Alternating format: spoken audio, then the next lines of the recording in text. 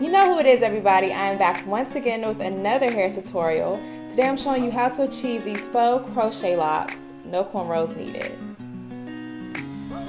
Alright, so I am starting out with these ratty looking braids. I didn't braid all the way to my ends because they're thin, and who wants to take out a bunch of thin little braids after this hairstyle is over with? And I'm long overdue for a trim, I know. Today I'm using the Bomba Dreadlock Faux Locs Sole, and I used about 5 packs. So yeah, I just did a bunch of individual braids, and my parting method, I did kind of like what would you call this? Like C-shaped or fan-shaped parts. And this parting technique is good if you want a lot of scalp coverage. Like you don't want things to look too scalpy. Okay, so I decided that my ends were a little too bushy and I didn't want to run the risk of those hanging out of the locks. So with coconut oil on my hands to moisturize those ends, I am braiding these braids the rest of the way down, or far enough down to where it's not too bushy. And now for the lock part. Now there are 2 ways that you can do this. I tried both, and I actually found the second one to be quicker once I mastered it. But first I tried just the wraparound method. So basically you take the crochet hook and you stick it in the middle of your parts or your braid right at the root. Now you're gonna stick the top of the lock into the crochet hook, close the latch, pull it through under the braid.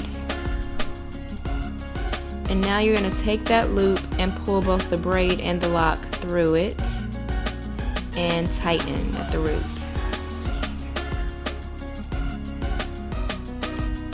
So now you have to get the braid inside the lock. So one way you can do it is to unravel the lock by twisting it in the opposite direction. This will open the lock up, and then you can proceed to wrap it around the braid. This method is kind of time consuming, but it gets the job done. It also kind of loosens the lock, which you really don't want because later on your braids could come out.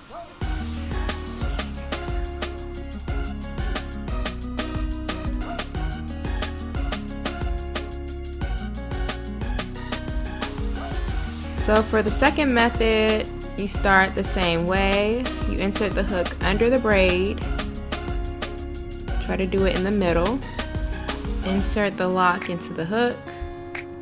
Close the latch, pull it through.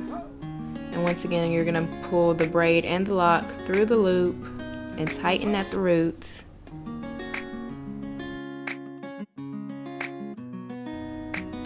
Now, I kind of struggle with this at first, but you're gonna insert the hook in the middle of the lock and latch the braid inside and pull it through.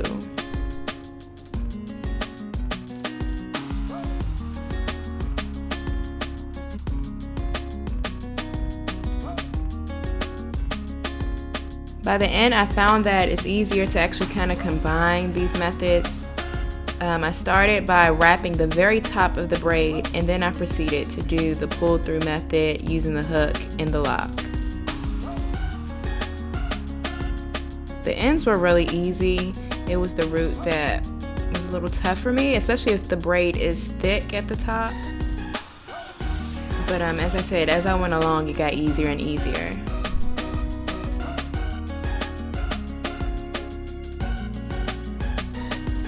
So of course I'm going to continue this throughout my head on each braid, and we're done.